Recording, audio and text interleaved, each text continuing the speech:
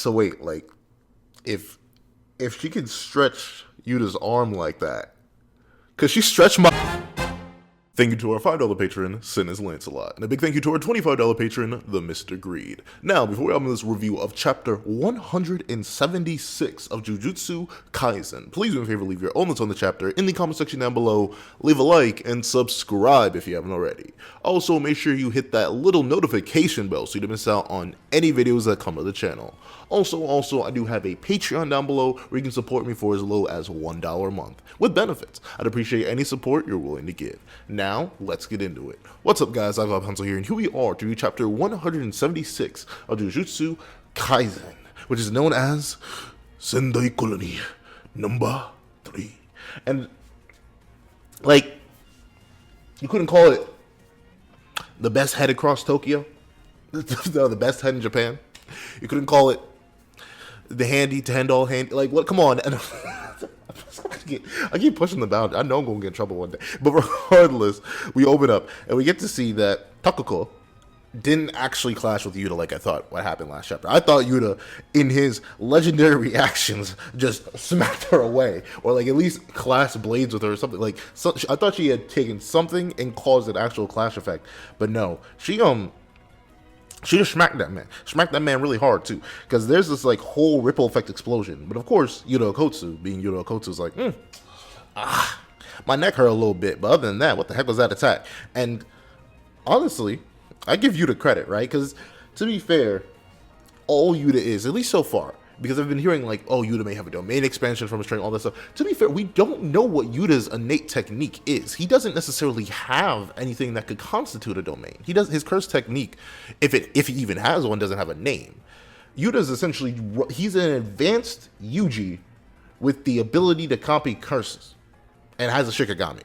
Like, that's it. We don't know what this man can really do. So for a dude that's really just running off pure physicals, going up against all these different hacks combatants, or, I mean, it's hard to argue Korushi was hacked, but he had things. So for him to go up against all these people with their unknown techniques, I give him credit. He's literally just a dude that's strong and durable that can heal himself, that's going up against all these monsters. And of course, the monster reappears. And yo,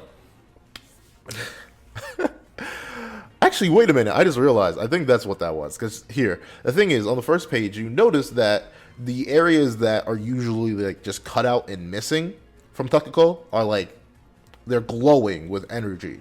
And notably, she's glowing with energy after Yuta, last chapter, at least from what it looked like, swung. Like, this man seemed to, at the end of the last chapter, to swing with full force. And she's glowing from it, and there's a massive explosion.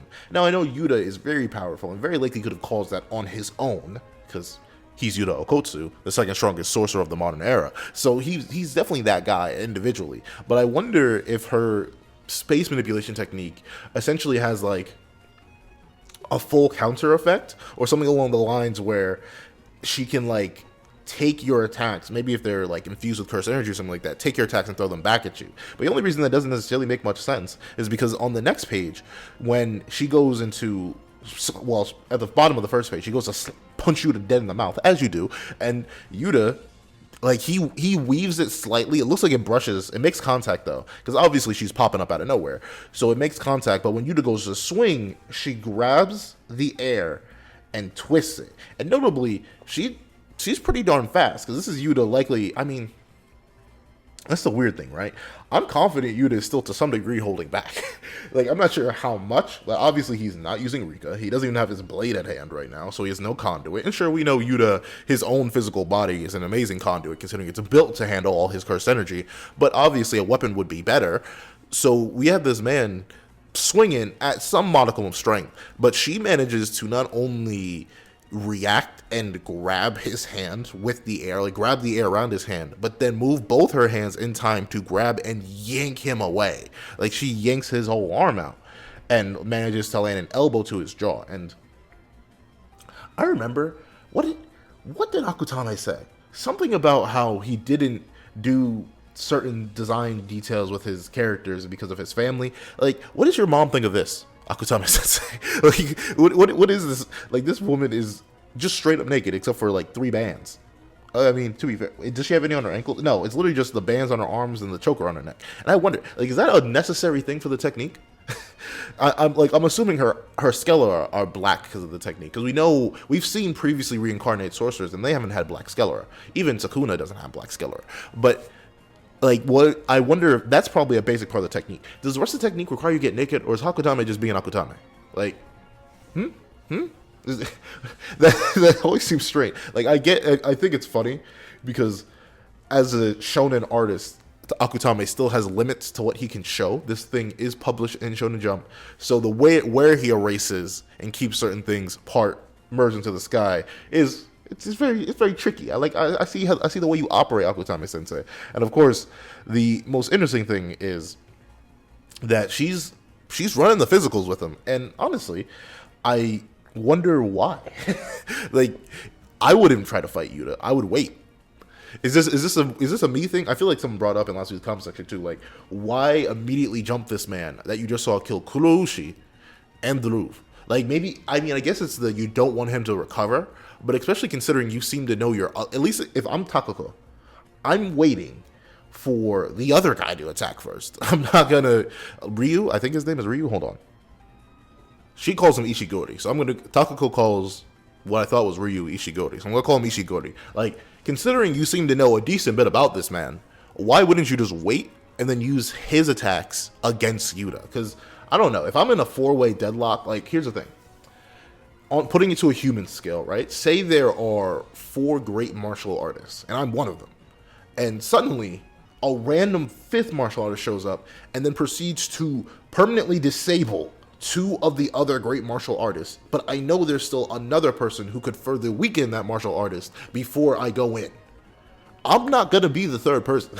Like, you got me messed up if you think I'm going to go after the dude that just managed to dominate 2 other people that were stalemating me for who knows how long. So I would legit wait. I don't get the leap in, especially considering her spatial deformation doesn't seem to be a permanent thing. Because, like, she stretches out Yuta's arm and manages to get that hit on him. But 1, it doesn't do much damage to Yuta. And 2, Yuta, after getting knocked back a bit, stretches his arm out and is like, his arm is back to normal. And it doesn't even hurt. Like, he's swinging it around just to make sure it doesn't stretch out a bit. And it makes you wonder, like, what's the viability of fighting him right here, right now? Especially in physicals, when you just saw, as pointed out in last week's comment section, I thought Yuta just kissed Kuroushi so hard, so full of reverse curse technique, that he blew it up. No, Yuta grabbed it by the face, shoved it full of reverse curse technique, and proceeded to take his bare hands and tear it in half on top of that. So, like, if I'm Takako, who was witnessing that whole fight from who knows, I may have been watching, if I can just turn invisible and appear in different areas in the sky, I may have been watching from like 2 feet away. I'm not running physicals with this man. Even if I can bend space, I would wait. So I don't get why she leaps in so eagerly, I guess, really against a threat like this. I get Kuroushi because it was an insect. It was a curse. It doesn't think that much. But Takako, you make him in huge plays way too soon, especially with your technique. But it seems like what Yuta goes to explain is that, well, at least his theory, which I love. I love it. I love Jujutsu Kaisen, right? Because not only will it sometimes do the traditional shonen thing or traditional anime thing, your narrative thing in general, honestly, you can see this across all narratives, not just Japanese narratives, where your opponent will explain their technique. It'll sometimes do that, which is done in this very chapter, but at the same time, a lot of the time, you aren't told everything. So you, alongside the character in the narrative that's going up against this threat, is theorizing. And I love that about Jujutsu Kaisen. It always keeps you actively involved in the narrative. And by not knowing everything, you can't say, or at least it's harder to say, oh, why didn't you just do so-and-so? Like, unless the character has an instant win technique that they should always be resorting to because it doesn't take any of their energy, like Gojo with a domain expansion. Unless you build a character that way, you're always with the character that's involved in the fight that's like, oh, I get why they aren't just resorting to blah blah blah, because they don't know how blah blah blah is going to interact with the other person's curse technique. And I love how Yuta, once again, just through sheer interaction, we see how like involved and how smart the character is and how level-headed the character is, because he's already making guesses with it. He's like, okay, so she can manipulate people with her curse technique. It allows her to manipulate space, but she can't harm people with it, which is why she's relying on physicals instead of actually just ripping my arm off fully. And it seems like it's a perspective trick rather than an actual trick, because my arm instantly snapped back the moment I changed positions rather than staying in the same spot. And Takuko goes to reinforce this when she goes to explain her technique, which she says is, my technique is turning the sky, quote unquote, into a surface. And she grabs the sky and crunches it within her hand, and Yuta obviously goes on to mention that, okay, she's doing the revealing your hand thing, making your technique more effective and more powerful by telling people about it, which is another good way to keep the whole shonen trope in there while also keeping it limited, because she essentially yanks the sky downward. Like, she grabs what Yuta views to be this building she's in front of and yanks it down with her. However, what seems to be is that nothing actually moves. It's like an illusion, because the building that she grabbed, once she lets go of it, doesn't really move at all. It just goes back to normal. And once again, from a different perspective, going back to Yuta's whole analysis on the lens thing, when we're looking at the background from a different angle, the entire area that should have been bent isn't even bent anymore. And unlike Yuta, the building obviously didn't move behind her. So I wonder if her technique is really just a high level genjutsu that may allow her to fly. I don't really know. But I guess it's maybe, that's the thing. I'm with Yuta. I'm trying to wonder, because he's calculating. And once again, I love it, where he's like, okay, turning sky, aka space, into a surface, meaning something you can grab and or manipulate. So seems like both attacks passed right over my defenses and blew me into the air. I guess you could call that a surface, but there must be some kind of weird trick to it. And notably, the attacks he mentions are only coming after the strike he gave, or it's the strike he's attempted to have that would have had some decent power behind it. And of course, it seems like here's my guess, if I'm going off of it, especially considering what Takuko seems to think in her head, which is, hurry up and attack me already. My assumption is Takuko can essentially grab air and use it as like a reflector. Like, say Megami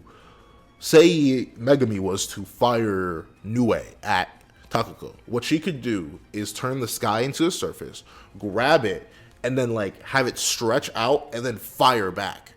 And that's why in something as simple as a punch, it wouldn't do that much, because you could just easily avoid a punch. But something like Yuta's massive swings of cursed energy could be grabbed and literally just trampoline right back at him, and it'd be harder for him to dodge.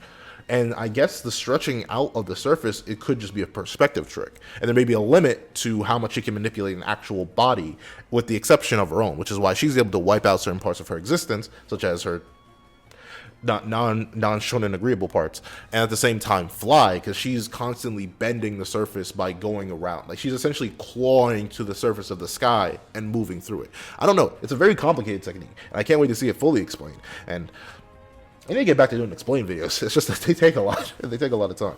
What do I explain? I want to do some Jujutsu Kaisen explain videos. Those would be fun. They're gonna be complicated. They'll be fun. But regardless, I'm sorry. I'm getting distracted. But we see that Yuta, I don't know why he does this.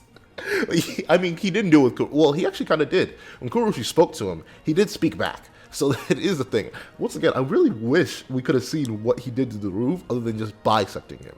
Like, did he have a conversation with the roof too? Because notably, before they actually started engaging, he was like, hold on, pause the tape, rewind, let's not delete it just yet. Why are you fighting? Like, you wouldn't complain if you got killed, right? Like, what's the point? You already died once. And he goes on to explain, like, you know, possibly, reasonably, I can understand why the powerless wouldn't really want to hop into a battle. You know, I get it. You know what I mean? Like, sometimes you don't trust the weird dressed genie man in your dreams that tells you to leave a colony, and obviously the prospect of gains is insane in the membrane. So I can get why they're doing it, but you're already strong. So why don't you just get points and then just leave me be? Like, he essentially is like, you could gather points easily, so why would you jump me? Like, he literally asked the same question I asked her. Like, why fight me, who you're only gonna get 5 points from, when you could go kill 5 random civilians? Like, this, and like, this is weirdly sadistic for Yuta. But once again, you got to remember, and I think that's a hard thing for me to remember, because Yuta's such a nice dude whenever he drops the facade of being a murderous crazy man. He he still is a Jujutsu sorcerer, right? He looks at things optimally. So he's looking at it like the cost benefit analysis is not lining up. Why fight me?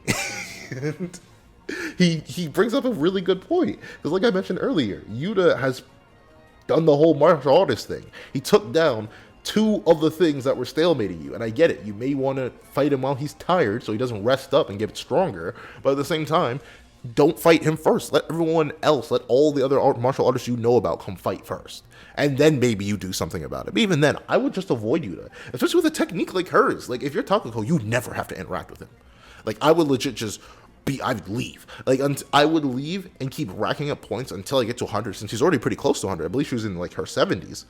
So I think I would literally just, while Yuta's, fighting all these other people, I'd be like, deuces, go around, start attacking people, get my points up, and then leave. Like, I don't know. Back to the whole Kurushi thing of last chapter. What creature of either logical thought or instinct charges at something that has a 99.9% chance of killing you? Like, Yuta, as a presence, has been described by multiple people, even Yuji Itadori, who has had explosive growth, admittedly.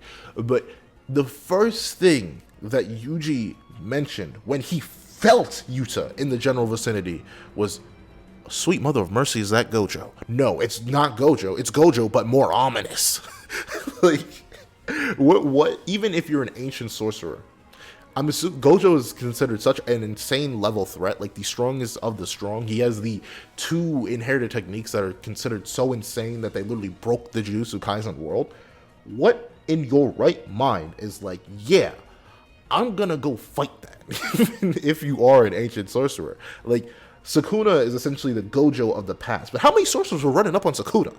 Like who actually wants smoke with that man? Who would actually want smoke with Gojo? I don't really know. But to be fair, this isn't the first time people have illogically charged that a brick wall and decided that it's worth it. But apparently, we get to see that Takuko tries to argue, like, well, it's not like I'm doing this for fun or anything. You think you modern sorcerers you think incarnating is easy? You think us coming back is easy? And that brings up a good question.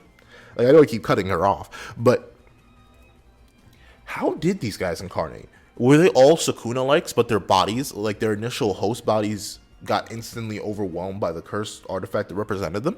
Because notably, Yuji, the moment he went, he did get taken over. Like, Sukuna did just gains, massacre. It's just that Yuji, with his superhuman biology, could resuppress him. Were Takuko, Reggie, Hazanoki, like all these people, were they all just regular people that Kenjaku forced to eat these things, and then the artifacts overwhelmed them? Because I guess that would be it, right? Like, how else would these guys come back? I never really thought about that. I knew Kenjaku said, ancient sorcerers will roam the world once again, but I never figured how. So I guess it's probably just like an ancient artifact thing that they all were forced to eat. Like, what did you eat of Takuko's? Like her toes or something like that? Someone probably wants to eat Takuko's toes. But I mean, who knows? I mean, she may not even look like this in the previous life. But, of course, we see that Takuko goes on to explain that, honestly, I wouldn't have come back if I didn't have regrets from my first life. This is just something I'm doing. These culling games are the first step of a step towards freedom, towards a second life. However, I only went with this because Kenjaku offered it, but I don't trust that man as far as I can throw him or his 1,000 curses. So of course I'm going to rack up points to try and see what I can do, since I know he's not the game master, which is interesting. Right? Because I don't think Kenjaku's the game master. He just, like, someone else is the game master. Kenjaku just made himself pretty much immune to the rules. He's like, he's not like the game creator. He's like, what's the word? He's a mod. He didn't make the Discord server, but he can do a lot of things about it. So obviously you want to build up points to prepare just in case he does anything crazy. But I love how Yuta, well, one, Yuta just completely annoys Takuko for some reason. She's just getting annoyed by his very existence. But two, Yuta, you don't just ask people that. Like, my boy, I get you a savage, but like, people have feelings. They have hopes. They have hearts. They have dreams. Like the way Yuta just comes out and is like, so you lonely or something? Like, you ain't got no friends or a lover? Like, come on now. Like, I get it. Like, I guess he's kind enough to be like, yo, No shade or nothing. Like, I get it. I didn't have friends until recently either. I just had this weird spirit curse ex-girlfriend thing that got hit by a truck, and like, she unfortunately didn't get isekai. She got isekai into this cursed body. Now she's the queen of curses. But then I let her go. This is a whole complicated arc. Go watch the movie. However, like, I get it. I didn't have it for recently either. But you're like 1,000 years old. Get yourself some people, bruh. and I love how Takuko, upon getting this revelation from, I guess, emotional support counselor Yuta, is like, wow, he's really getting on my nerves. And of course, I love how Yuta's like, yo, not gonna lie, I understand you have regrets and stuff like that, but why would you waste thousands upon thousands of years of just dedicating yourself to getting rid of people, unaliving people, when you could just focus that development on yourself? What if you could have grown into a better human being? Have you ever considered that? Have you ever thought about that? I guess you haven't, because you're here right now. And oh no, there was something that hit different about you to just like psychoanalyzing this woman to the ultimate degree, literally just tearing apart at her like very foundations. Like, you're trash, you're stupid, you're dumb. Why are you doing all this? You're foolish. Why reconsider? Evaluate your life. Step your game up. Like, you just tore into her, and it was hilarious. I'm not gonna lie. But of course, interestingly enough, Takuko gets this flashback and says, "You're a Fujiwara, aren't you?" And I think hold on. I don't know. I checked the wiki because I can't scan back to the chapters. But like, Fujiwara, is this not he was descendant of the great Michi whatever. It's one of the great 3 vengeful spirits that he's the descendant of, right? Who's the Fujiwara? That name rings a bell, but I'm not sure where it rings a bell. I even looked up Fujiwara Jujutsu Kaisen. It didn't give me anything. So who knows? But apparently she's probably old because she recognizes that. That means she has to have some age behind her. But apparently, I guess Fujiwara is it a position? Hold on, let me look up. I don't know. This is the first search off of Google, so correct me if I'm wrong. But Fujiwara is a noble clan, a noble family, and that's why Takuko is likely a commoner, and that's why she sees. Or a commoner or a servant, and that's why she sees Yuta as so arrogant and not understanding of her situation, because she views him as just a proxy for all nobility. So of course she gets pretty angry that obviously he's mocking her and saying, "Oh, why didn't you just do what I did? Get better, noob." Like, she's mad at all that, but of course they don't have time for that because Ishigori loads up a granite blast, and I should have mentioned it because I thought about it so many times whenever I saw him. That I love the fact that his hair is literally the cannon. He unloads a granite blast. That's some bomb head, you know it is. But he unloads a granite blast from his JoJo-styled hair, and it just, boom, like it blasts out everywhere. And notably, this massive blast does indeed hit nobody because Takuko retreats to the sky. And let me see, hold on, that says something. I thought it was granite blast as in granite rock, like the stone. No, it's named after a desert in Sicily. But that massive blast, it annihilates the entire area. But notably, Yuta, being Yuta, just face tanked it. Like, he didn't. That's crazy. Like, that is actually insane to think about because I thought Yuta dodged. No, this man was caught off guard. So in this gigantic pile of smoking rubble, Yuta's just standing there with a few scratches on his face, just chilling. It's weird, right?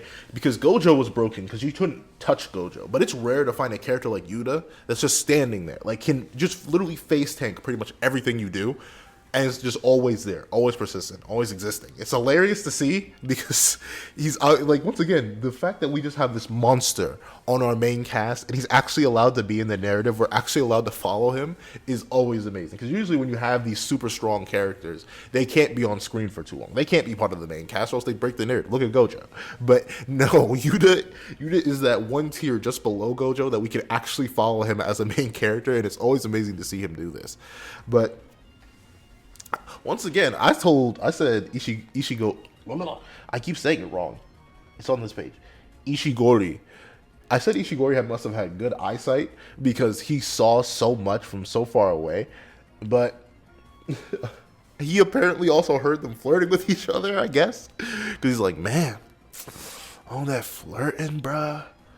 That's crazy. You got me starving over here. Yo, Takuko, can you come stretch out my... But the thing is, he has this whole starving gimmick, and I wonder what that means. But we don't get a clarification because while Takuko is identifying his position, Yuta's like, how did he hit me from this far? That attack range is nuts. Because you got to think about it. The only person to have that wide of an attack range, arguably, was maybe, I wouldn't even say, well, then again, he could summon a whole meteor. So with maximum technique, Jogo could.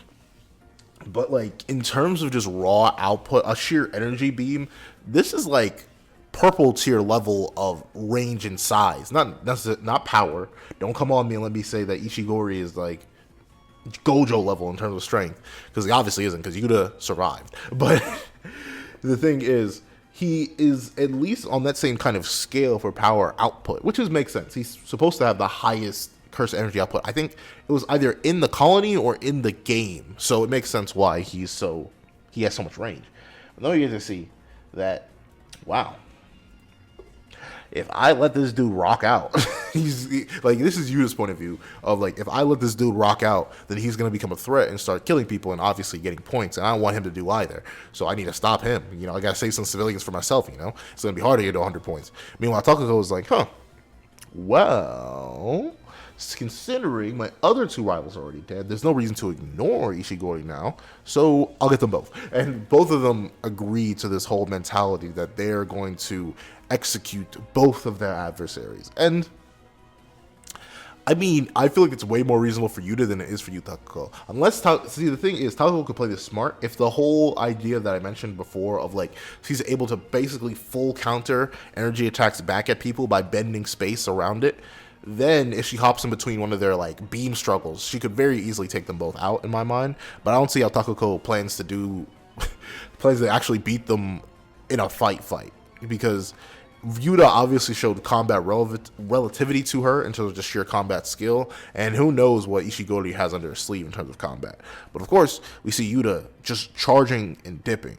He's essentially running straight towards Ishigori. And I love, once again, there's something about these characters that just like have this fun willingness to them, this openness to be like, yeah, I will fight you right here, right now. So when I see Ishigori's big old grin where he's like, sweet, nice move, Okotsu, because Okotsu's running towards him, I don't know, I enjoy that.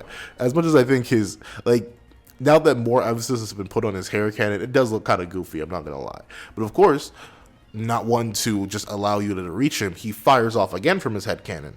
But this time, he fires off 1, 2, 3, 4, 5 separate beams, and they all curve to try and hit Okotsu. But of course, Yuta's like, yeah, I can bob, I can weave, I can spit. Like, he literally, to dodge one of them, he grabs a pole, does a spin, slides out, and then proceeds to keep running. And then but the thing is, not only does Ishigori must have like rather high, well, no, he has the highest range and output, but he must have obscene amounts of cursed energy too, because he's just firing out these massive plumes upon plumes, and he's just moving with it.